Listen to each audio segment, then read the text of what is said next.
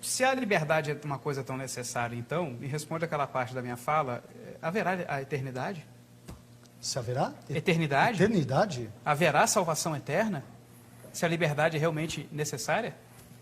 A questão? Vai lá? Sim. Ok. Bom, eu sinceramente, claro, biblicamente a salvação é eterna, a vida eterna existe, sem dúvida alguma, né? Agora, eu sei onde o irmão está querendo chegar. O irmão está entrando na questão, poxa, se a liberdade é uma coisa tão importante para essa vida, será que ela estará também presente na outra vida?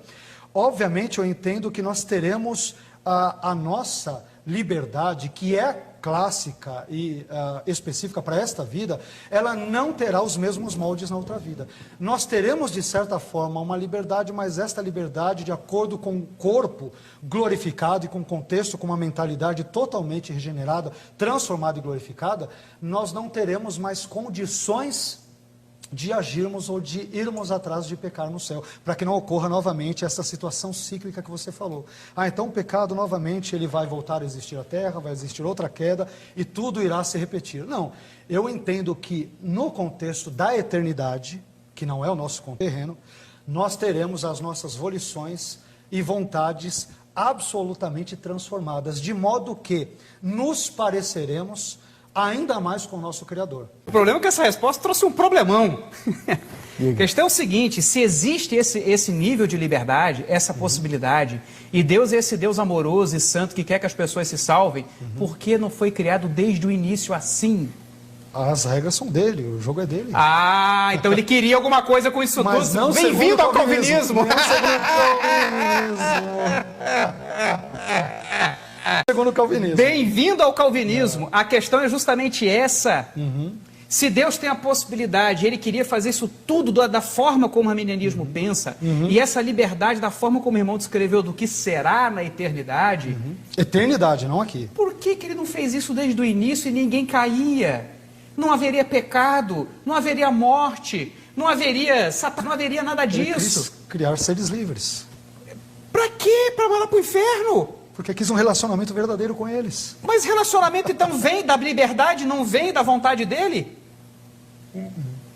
Vem da liberdade? Se eu sou um autômata, eu não posso me relacionar sinceramente com ele. Deus tem, não, que eu vejo o amor procede de Deus, o amor não vem da liberdade.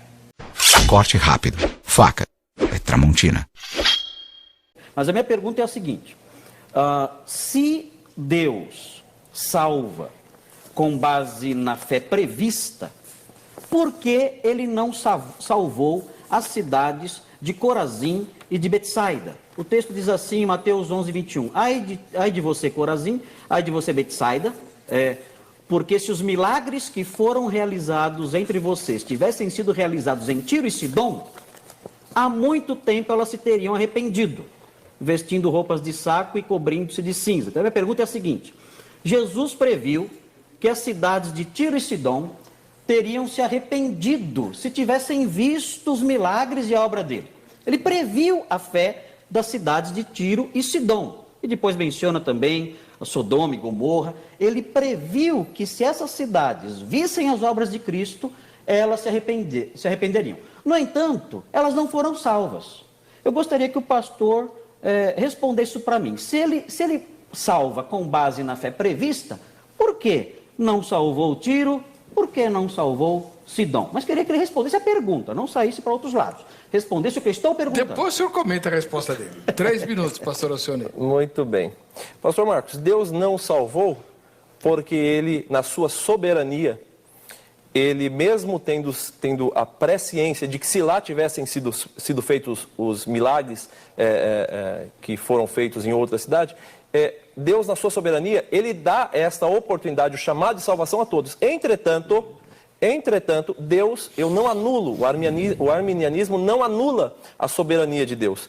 Deus, ele quis destruir Sodoma e Gomorra. Deus destruiu. Deus quis destruir Tiro e Sidom. Deus destruiu. Mas eles tiveram oportunidade de salvação? Bem, não estava lá, não posso dizer. Isso compete a Deus responder ao Senhor, tá certo? Se lá tivessem sido feitos, eles teriam aceitado. Não foi feito, eles não aceitaram e por conta de não terem aceitado, foram destruídos. Deus, ele é soberano e o arminianismo em nenhum momento anula a soberania de Deus. Essa é a resposta? Sim, senhor. Pastor Marcos, 3 minutos. Acho que acabou de nascer um calvinista aqui no programa.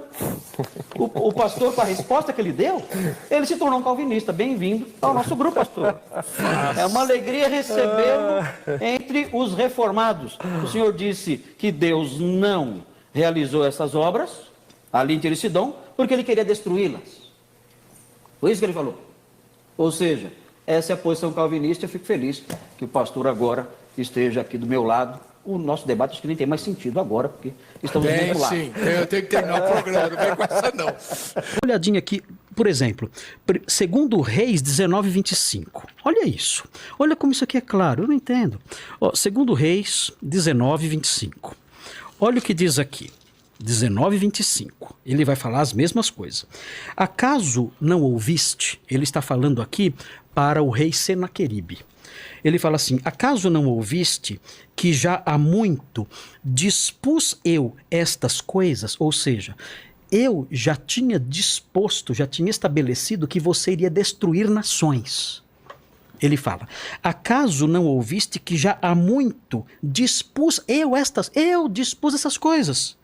Já desde os dias remotos o tinha planejado. Ele fala: eu planejei o que você iria fazer no futuro.